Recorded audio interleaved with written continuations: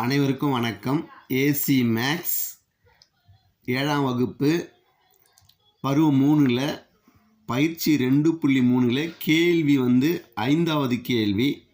கேள்வி என்னன்னு பார்க்கலாம் பாருங்கள்.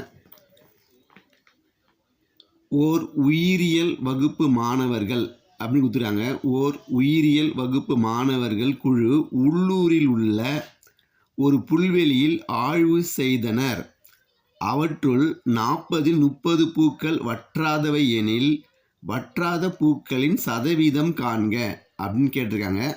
அப்போ மொத்தம் பூக்கள் எத்தனை இருக்குது அப்படின்னு கேட்டிங்கன்னா மொத்தம் 40 பூக்கள் இருக்குது. அதில் வற்றாத பூக்கள் எத்தனைனா 30 இருக்குது.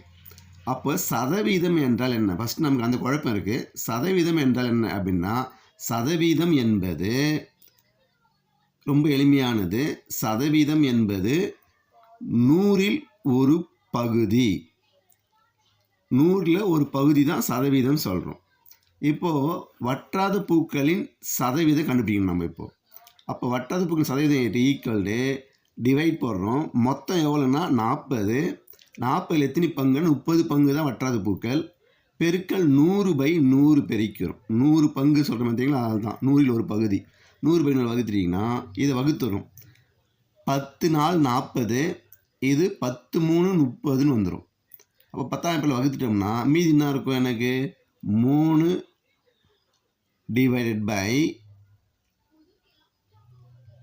டிவைட்னா இருக்குது, எனக்கு 4 இருக்குது.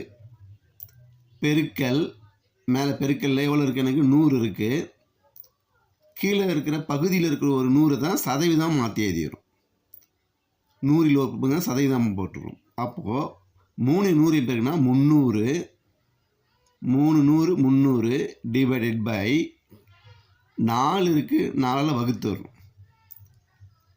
அப்போது சதவீதத்தை அப்படியே எழுதிடும் இங்கே. அப்போ 300 4ஆல் வகுக்கிறோம். அப்போ 300 4ஆல் வகுத்தா என்ன வரும் பாருங்கள். 30ல் எத்தனை வாட்டி 4 இருக்கும் அப்படின்னா 4 7 4 28 அப்படின்னு எழுதுறோம்.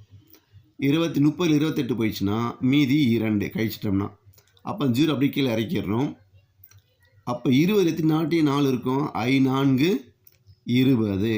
அப்போ மீதி 0. அப்போது 300ல் 4 எத்தனை வாட்டி இருக்குது? 75 வாட்டி இருக்குது. அப்போது ஈக்குவல் 75% வற்றாத பூக்களின் சதவீதம் 75. இந்த கணக்கு உங்களுக்கு